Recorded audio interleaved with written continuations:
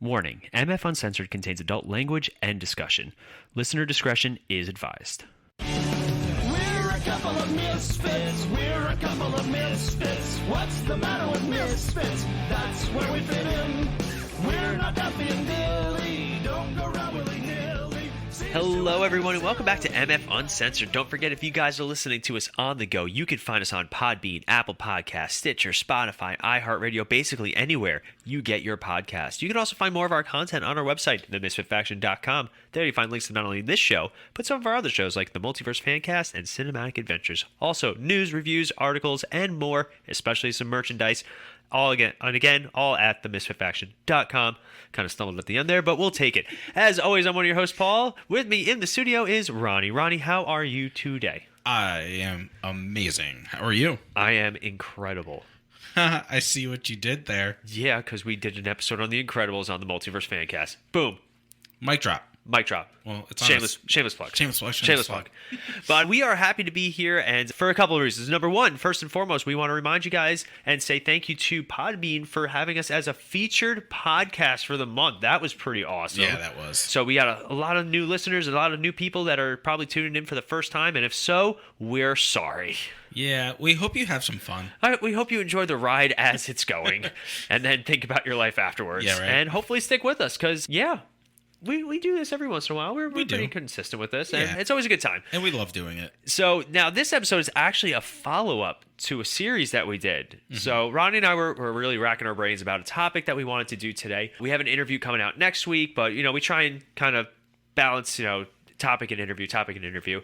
And so we were looking at some of our topics, and we realized that our first episode of our Getting Philosophical series was our highest downloaded episode of the entire year. Yeah. So, A, that's awesome. B, we don't know why. And C, we wanted to kind of do just a follow-up to it and talk about it a little bit, because it was an interesting series that we did. For those of you guys who don't know, we basically took over 300, I think, like 200, like that. 250 of the most philosophical questions of all time, and we talked about them amongst ourselves, and we got a lot of great fan feedback, and we had a lot of fun doing it. Now, first and foremost, we have to start off with our caveat and our disclaimer that some of these questions will ask very personal and very how you feel about certain things topics. So we here at MF Uncensored, we are very open. That's the whole point, to not be censored, to not hold back. Hence MF Uncensored. Yes. And so we'll never go out of our way to be offensive. Like some podcasts, they'll just be uncensored just so they can be offensive almost. We just like to be able to talk to people, especially interviews and topics that sometimes are rough. Like we did an interview with David Keck at the very beginning, and he talked about him being a survivor of a sexual assault. Yeah. And that was tough stuff, and it was powerful stuff. So we will never go out of our way to be offensive. We always try and be very inclusive. Inclusive. I always forget which one it is. You don't want to be exclusive because you're excluding people. Yes, everyone. We want to talk to everybody, and we want to hear from everybody. So a lot of these are going to be our own personal opinions. They do not reflect what we think is right, what we think is wrong. It's just the way that we feel about some of these things. Any thoughts on that, Ronnie? Just don't get butthurt. Don't get butthurt. All right. Or get butthurt, but don't take it out on us. But you know what? In all honesty, we always love having a conversation. So if we say something that you don't agree with, that's cool. We're totally fine with it.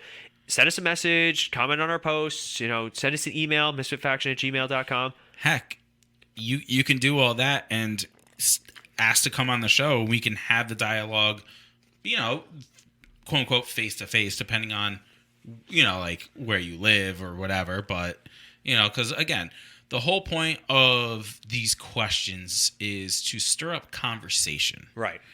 So obviously not everyone in the world has the same opinions on everything, or else the world would be completely boring if we all agreed on everything. So if you disagree and you would like to come on the show and talk about it or whatever, by all means, reach out to us, and we would love to have you on the show. Ronnie, why are you putting on boxing gloves?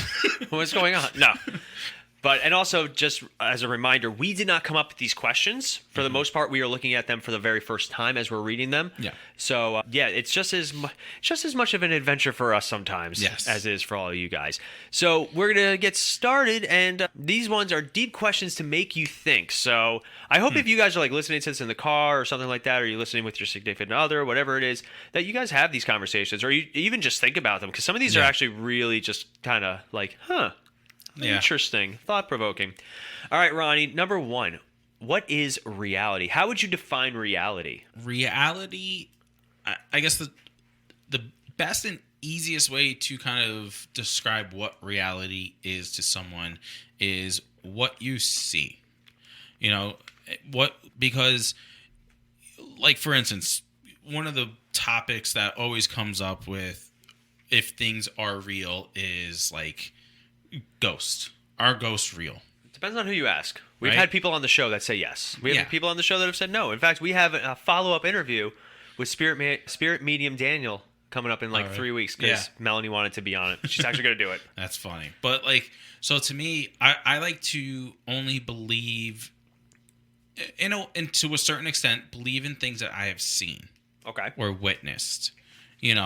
So, for instance, if I see something happening, I know that just happened, right? But if I didn't see it, there is some doubt that it actually happened or it exists. What is the old saying? Believe half of what you see and none of what you hear? Yes. Yeah. Yeah. Right? So to me, reality has to be something that has to be seen and known of, right? Not just, well, this could be a possibility. So reality has to be something that is sure and something that everyone in a roundabout way kind of agrees upon as being real or part of reality. Okay. I always think reality is just the way you interact with the outside world. Because you can be blind and still deal with reality because just because you can't see it doesn't mean it's not there. So for me, it's always the way that you interact with the outside world, what is happening around you and how does it impact and interact with your life. Because you watch a movie like The Matrix where they ask, what is real? If it's something that you can feel, that you can see, that you can touch, and it's just electrical impulses determined by your brain. Yeah. You watch a movie like Inception where at the end of the movie, is he dreaming? Is he still awake? So for me, reality a lot of times is also what you make it. Mm-hmm. You have people that live in their own realities. Yeah. And sometimes they're way happier, unfortunately. Mm-hmm. But I always think that that's, what is real life? What is something, is it tangible? Is it something you could see? Is it something you taste, hear, whatever it is? Because there are questions about senses on this list too. So we're going to get to that. But what are the limits of science? I like to think science is potentially unlimited. Yeah. I think that there are always going to be things that we don't understand and we never can understand. But I always like to think that science has just always been able to push. Bless you. You can't cure sneezes though, apparently. But I think personally that, science it has very, very small limits, and we're only going to get better, and we're only going to get more expansive and more knowledgeable. So I like to think that science has no bounds. In a way, I agree. I think, technically speaking, there are no limits to science, right? Because things change every single day, every single minute. Things are changing in the world, biologically, whatever the case may be when it comes to science. And when things change, obviously, we need more science to, kind of prove that or to see it. So I think, technically speaking, science is unlimited. Now, if this question was, should there be a limit to science? I think so. Kind of more along science tech, I think there should be limits. When it comes to, I know your favorite topic, robots. Sorry to bring it up. But, so we have Elon Musk, right, who is a genius. He has created Neuralink, right, which when he created it for good things, right? But at the same time, it can be used for bad things to kind of control people, essentially, because it's a brain implant So, like to certain extents, science should be limited on how we use science. You know, we should be using science for good, not for bad. You know, so. But who determines what's good and what's bad? We had this conversation already. The majority. The majority. The majority should do it. I don't know. I like to think that the majority of people are dumb. I think the majority of people are dumb, but also there's also the majority of people that have really good common sense. You'd be shocked. You'd be shocked. Oh, so, God. Science should have limits. However, there's really no limits to science because it needs to change as, you know, the years goes on. Yeah. All right, so let's see. Where did all matter come from? Does it even matter? I'm so sorry, everyone. Yeah. I like to always... I like how in the Marvel universe, talking about comic books, that like there was a universe before the Big Bang and all that stuff, before whatever they determine as creation, because that's going to be the issue you run into a lot of the times, like the religion versus the science aspect. And I know Ronnie and I differ in that opinion, so that's always a good conversation. Yeah. But where do you think all matter came from? I feel like no one actually knows. That's fair. You know, because how do we know where matter came from? When matter was, quote unquote, discovered, I guess you would say, no one was around when it was like first created, right? So I don't think we know exactly where matter comes from. Kind of like what you said, it's the Big Bang, right? But then how did the Big Bang happen? Something had to have created the Big Bang. Probably Taco Bell. Maybe. Probably. Most likely. A little Crunchwrap Supreme with a little bit of Baja Blast in it. Yeah. Shake it up. Boom. I think matter would be a little bit more runny. But anyway. So I think it's just the age-old question, essentially, of what came first, the chicken or the egg? Right? Well, you can't have an egg without a chicken, but you can't have a chicken without an egg as well. Right? Logic. No. So come on. I think it all depends on what you kind of believe. I think you have... I honestly believe that anyone that kind of follows, maybe not everyone that follows religion, but a lot of your big, well-known religions all believe in God. Mm-hmm. Or right? some sort of higher power. Yeah. But like Catholic, Christianity, Judaism, they all believe in God. It's just a matter of, do they believe in Jesus Christ? So I think that when you ask certain people, they'd say God created everything. God created the Big Bang, and essentially, because how did these universes get created first? Hey, Michael, check this out. Yeah, so I honestly could not answer you where the matter comes from. I don't think we'll ever get an answer. It's always going to be... It's one of those things about science that's very subjective. Mm-hmm. Like, growing up, we were always taught the Big Bang created everything. Well, what was before the Big Bang? We're not entirely sure. Yeah. Exactly. Until they eventually perfect time travel in some sort of capacity, we'll never truly know anything that happens, you know, at the start of the universe, you know, how it started, what was there before. And not to mention, even with time travel, well, if we can time travel back to the Big Bang, can we even survive there? Right. Right? I'm going to go 5 minutes before.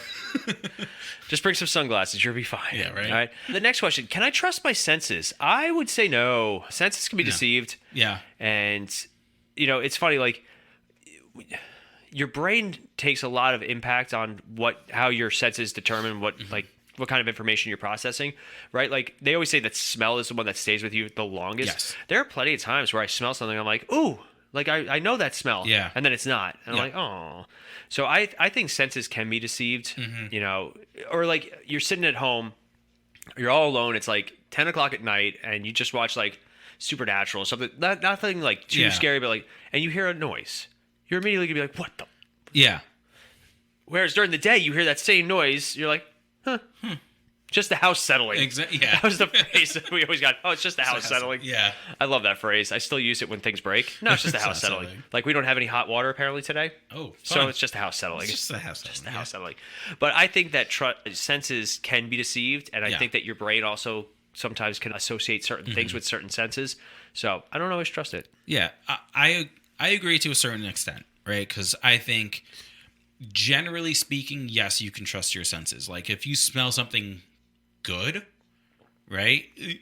And then you know it's something good. It might not be what you thought it was, like you said, but you still go, all right, that smells good, right? Positive association. Exactly, right? You smell something bad. Well, most likely it's because it actually does smell bad, right? Fair. It doesn't really deceive you that way. But at the same time, it does deceive you. For instance, I'll relate to food because what better to relate to than food, right? I know there's been numerous times where I've smelt food and been like, wow, that smells amazing. And then you eat it and you're like, yeah, it's okay, right? Pea soup for me. Yeah. I love the smell of pea soup, but I hate eating pea soup. Yeah. You know, so like that, like to me, like that's the thing. Like right now, my wife is pregnant. Oh, no. Right? So she hates the smell of eggs being cooked, but she loves eating eggs. Right. Right? So like when you smell something bad, you're like, when it comes to food, I'm not going to eat that. But then you eat it and it's good, right? So like in a way, like it deceives you on. Just went cross-eyed. You know, so I think to a certain extent you can instinctively you trust your senses, but then when you kind of explore your sense of whatever it is, that's when you're kind of like, all right, maybe that wasn't the best idea. All right. Is there an innate moral code? I like to think I think we talked about this when we did morals and ethics. Yeah. I think that everybody has some sort of moral code. Mm-hmm. It's just, does it jive with the general consensus? Like Ted Bundy probably had a moral code somewhere, but his moral code was probably not a good one. Yes. So I always think that morals are very subjective. Mm-hmm. They're what you're taught. I always say that morals are how you treat yourself and how you act for yourself, and then ethics are how you interact with everyone else. Yes. I've never said that before, but I sounded really convincing when I said I usually say that. Yeah. But that's the way that I view it. I usually say that in my head. I know, right? When I'm talking, that's my other sense. Yeah, right. Self-talk. 90% of the time, it works all the time. Yep. They've done studies, you know. But I think that there are certain things that we do have an innate moral code. Like, it's so weird, like letting people in during traffic. Yeah. Like, it's common courtesy. Yeah, right? Like, they're saying bless you when people sneeze. Yes. Even, like, people who aren't religious still say bless you because there's nothing else to say. Yeah. Like, shut up. Yeah. Stop I say it. shut up sometimes. After the third sneeze. Yes, after the third sneeze, you gotta shut up. It's acceptable. Yeah. What about you? Do you think that people that... Because it just says, is there an innate moral code? It doesn't say single person versus everyone. I think...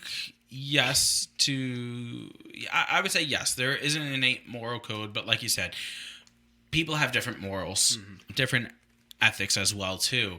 So I think yes, there's an innate moral code. However, you know, everyone has a different moral code. You know, but I think when it boils down to it, as at the same time, we all have very similar moral codes. I think we all know. Good, evil, positive, negative, things like that. So I think there's like the general, kind of morals that we all have, but then, everybody has more like specific morals. Right. So. All right. That's fair. Does time exist objectively? Oh, time is relative. Yeah. I mean, that's a tough one, to be honest with you. I think, yes, time is relative because we had a service for my mother-in-law that passed away. And, in there they talked about, in reality, our time on earth is only like 10 minutes. Yeah. Right? Which I believe to be true. That's why you have a lot of people that say live life to the fullest, right? You're never expected tomorrow, right? You should be living in the present. Don't live in the past, right? Don't dwell in the past. Don't look too far into the future, right? Be present in the moment that you're in today, because again, we can't change the past. We can't change the future either. Watch me. I think you can change the future. You can't change the future? I don't think so. Really? You can't? Because, ready? How do you know what's supposed to happen in the future? Intuition. But you can't change anything in the future if you don't know what's supposed to happen. I still believe that time travel is real anyway. So, like, I always say that. Are you trying to tell me you're a time traveler? I thoroughly believe that there are time travelers walking, like, just observing us right now.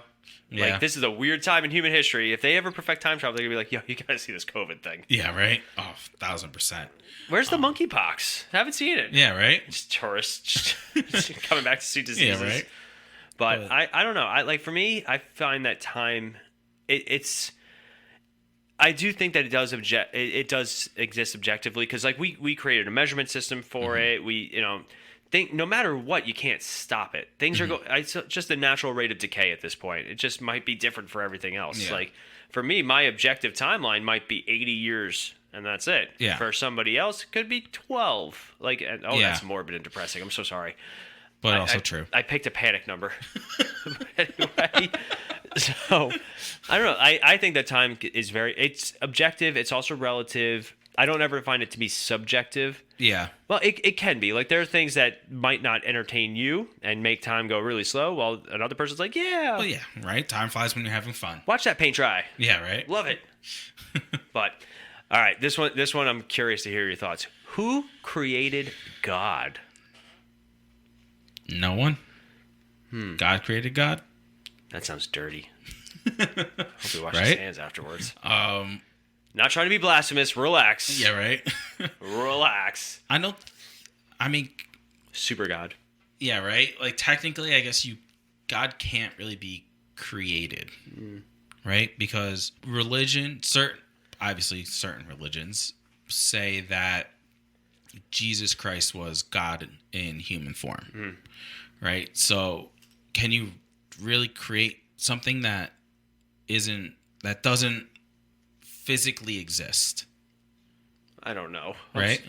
I don't know. I like to think that there might be like some sort of super God, and when I die, again, so Rodney and I have very different opinions about religion, especially organized religion, and that's fine. Like we always say, do you? What makes you happy?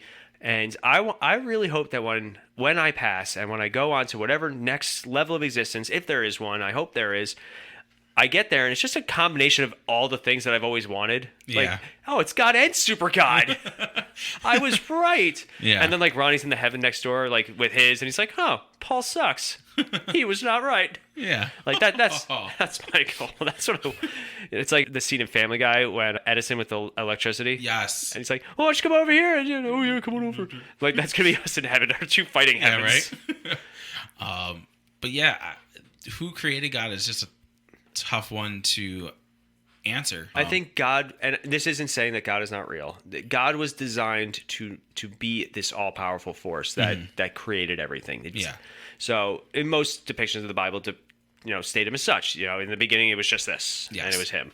So I think God, the concept of God, is not supposed to have something that supersedes him. Yeah. There are plenty of religions where the gods are children of other gods. Like, you have your Greek mythology, your Norse mythology, where you got your Zeuses and your, Odins and all that stuff. They all have parents, like gods that are parents. Usually they kill the kids and kill the parents. And it's very violent. Yes. Yeah, religion's a very violent thing. Every religion has some sort of violence in it somewhere. But I don't know. That's an interesting question. I like that one. Yeah. Is there a soul? I say yes. I like to think that yeah, there's something inside all of us that makes us unique and different and special, and it's something that we can't quantify. Yeah, no, I agree. I think our soul is super bad. Yeah. Our soul kind of makes us who we are, right? You hear a lot like, oh, that person has a good heart or whatever, and obviously there is such thing as having a good heart and a bad heart scientifically, right? But I think it's our soul. When people say, oh, that person has a good heart, I think it's really just they're talking about that person's soul, right? So I think there is a soul in every single person. That kind of, it's like the inner voice that we have in our head is really the soul. Whether you have a good soul, bad soul, it's kind of your inner voice. Which inner voice takes over and is stronger than the other one? Is it the good or is it the evil one? Okay, all right. Are perceptions real? No, perception is how you perceive something. Yeah. It's not necessary. Like, it's like me. I could perceive this thing right here differently than you do, but for us, it's our reality is what we perceive. And whenever I think of perceptions, I always think of how people view other people, especially. And unfortunately, we live in a world where people are not necessarily nice to other people. Yeah. And we deal, especially in America, we're dealing with racism, we're dealing with all these things. And just, like, I always say that my perception is that, nobody's better than me, nobody's worse than me. We're all just kind of here, and we're all just doing our best. So I think perceptions most of the time are not real. Oh yeah, 1,000%. You know, because again, like you said, everyone perceives things differently. So if you have two people and they see the same thing, but they perceive it in a different way, technically this is my reality of how I see this thing or this person. And then this person's like, well, I see it this way, and so that's my reality. And then there's the actual fact of whatever this thing is, or whoever this person is. There's three sides to a coin.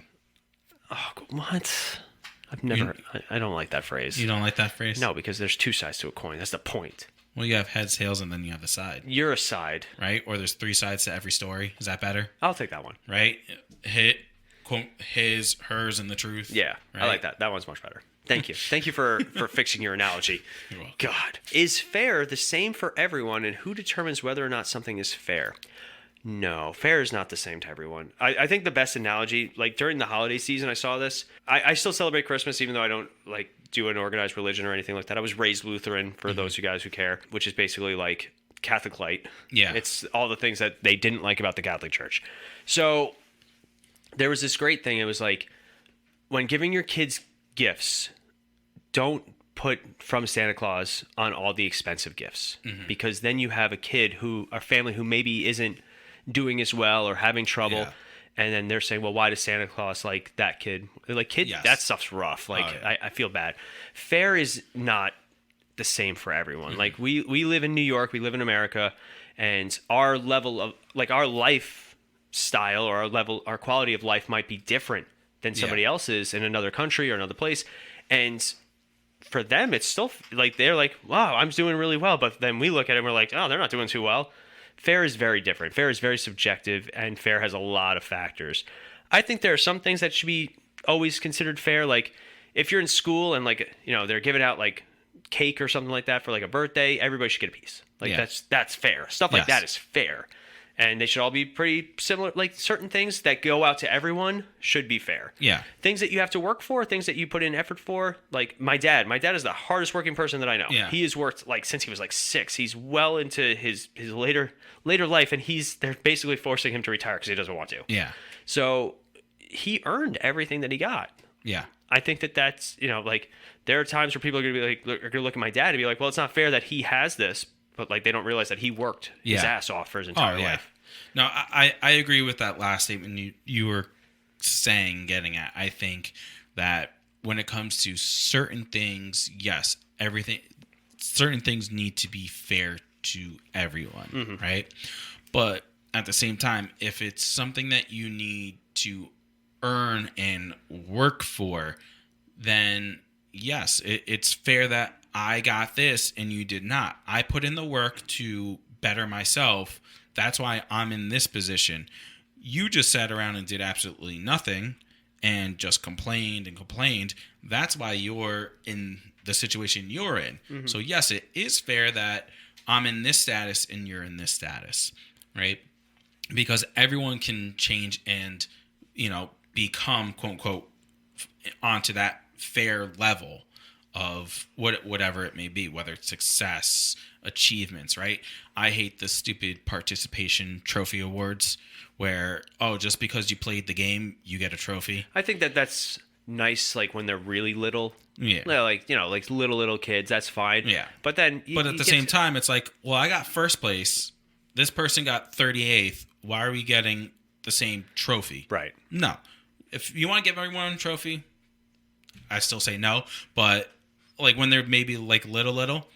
Listen, get them a 1-inch trophy and get first place a 5-inch trophy then. I think when I was little, I tried sports, and I think, like, T-ball, they didn't even keep score. Well, yeah. Like, because we were 5. Because that was more just educational. Yes. And then we did soccer. My sister and I played soccer for a little while, and I did baseball. And it wasn't until, like...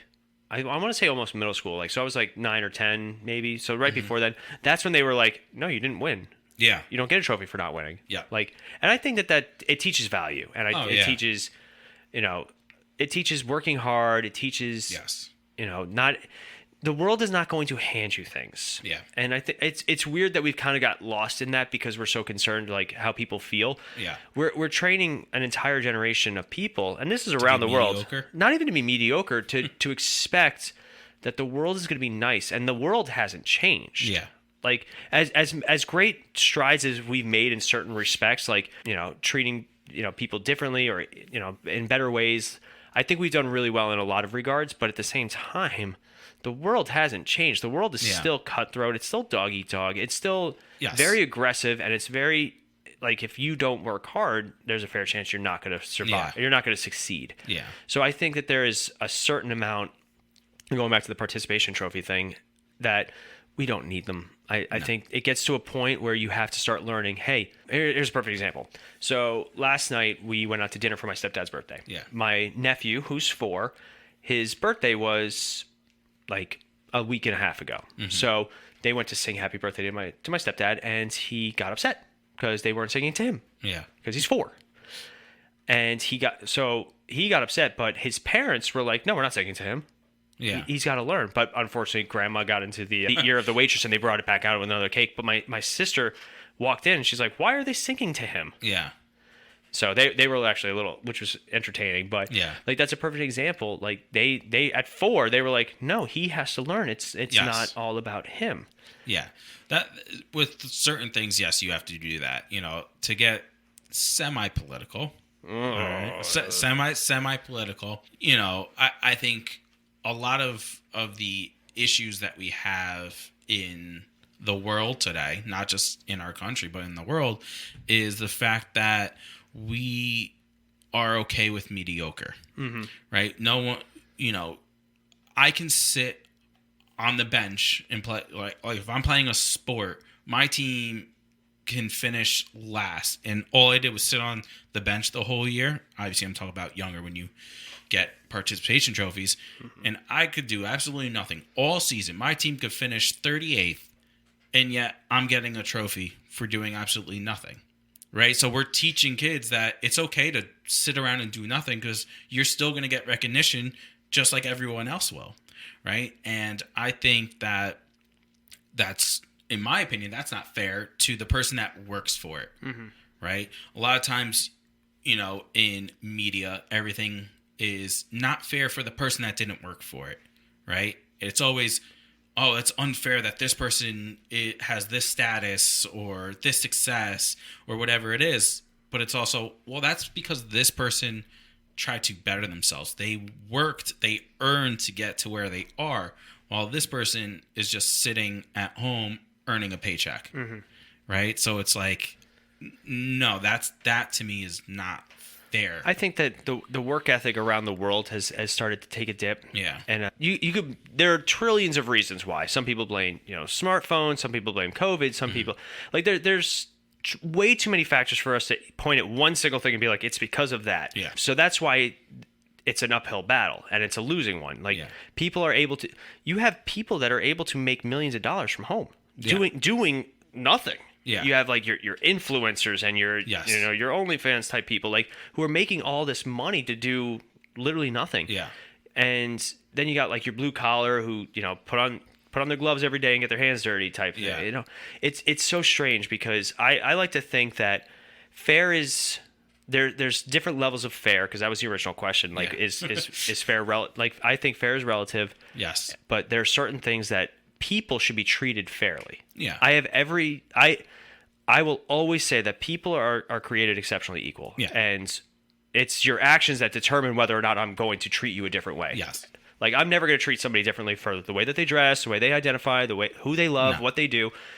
But it's going to be their actions. Like, if you walk up to me and punch me in the face, I'm not going to like you. Yeah. Because that's an action. It doesn't matter. I'm not going to be like that, you know, person who, you know, that specific whatever stereotype you want to throw in there, punch me in the face. It's going to be like, why did I get punched in the face? Like, I don't like you. You're a terrible person.